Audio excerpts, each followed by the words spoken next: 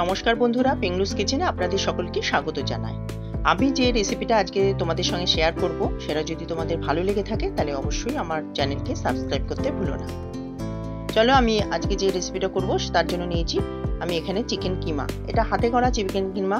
এটা যদি চপারে করা হয় এটা ভালো হবে না। এখানে দিচ্ছি কসুরি মেথি আর দই দিয়ে দিলাম। দেওয়ার পর এখানে ধনে পাউডার দিয়ে দিচ্ছি।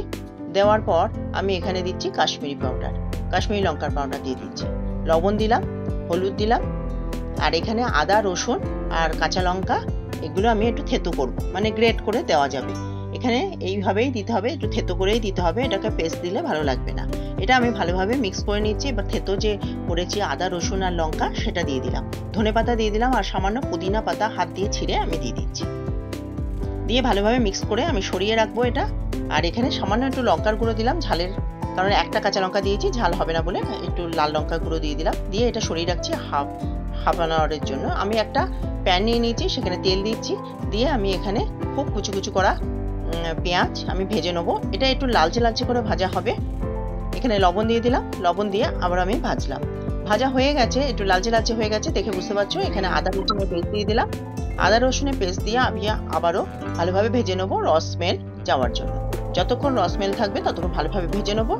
এবার ভাজা হয়ে গেছে, এটা এইভাবে ভাজা হয়ে গেছে। এর মধ্যে আমি দিচ্ছি কাশ্মীরি লঙ্কার গুঁড়ো আর ধনের গুঁড়ো আর দিচ্ছি হলুদ। আর এই শুকনো মশলা দেওয়ার পরেই সঙ্গে সঙ্গে দেবো ফাইনালি চপ টমেটো। দেওয়ার পর আমি সঙ্গে সঙ্গে এটাকে ভাজবো। শুকনো মশলা দিলে জল দিতে হয়, জল দিলাম না, আমি টমেটো দিয়ে দিলাম সঙ্গে সঙ্গে। আর খুব সুন্দর করে এটাকে মিক্স করে ভেজে নেবো। মিক্স করে ভেজে নিয়ে আমি এটাকে সরিয়ে দেবো। দেখো সব পুরো ভালো ভাজা হয়ে গেছে। এবার আলাদা একটা কড়াই নিয়ে আমি সেখানে দিচ্ছি ঘি আর তেল। এটা পুরোটাই ঘিয়ে করা যাবে। আমি একটু ঘি আর তেল মিশিয়ে করছি। এখানে ছোট ছোট করে আলু কেটে নিয়েছি। আলু যাদের ইচ্ছা হবে না সেটা আলুটা নাও মেশাতে পারো। এখানে লবণ আর হলুদ দিয়ে আলুটা লাল লাল করে ভেজে নিলাম। লাল লাল করে ভাজা হয়ে গেছে। আমি এবার উঠিয়ে নিয়ে ওই তেলের মধ্যে তেজপাতা, আমি লবঙ্গ আর এলাচ দিয়ে কয়েক সেকেন্ড ভেজে আমি ম্যারিনেশন করা কিমা দিয়ে দিলাম।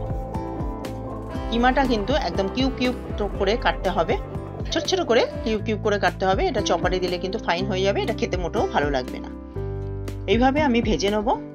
আবার ঢাকা দিয়ে দিলাম। ঢাকাটা খুলে নিয়ে আলুগুলো মিশিয়ে দিলাম যাতে আলুটা নরম হয়ে যায়, খুব তাড়াতাড়ি নরম হয়ে যাবে। এবার চিকেন থেকে জল বেরিয়ে গেছে, আবারও ঢাকা দিয়ে দিচ্ছি।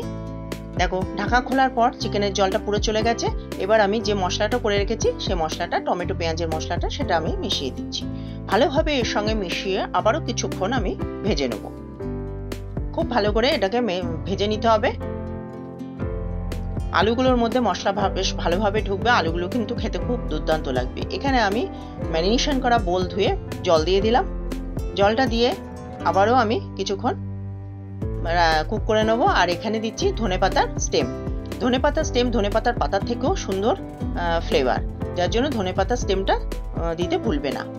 এখানে ধনে পাতার স্টেম দেওয়া হয়ে গেছে। আমি ভালোভাবে নাড়িয়ে নিয়েছি কিছুক্ষণ, 5 মিনিট আমি ভেজে নিয়েছি। আর এখানে ধনে পাতা দিয়ে দিলাম আর পুদিনা পাতা আবারও দিয়ে দিলাম। আর এর মধ্যে দিচ্ছি এখানে বাটারটা কিন্তু মাস্ট দিতেই হবে। এটা হয়ে গেল আমার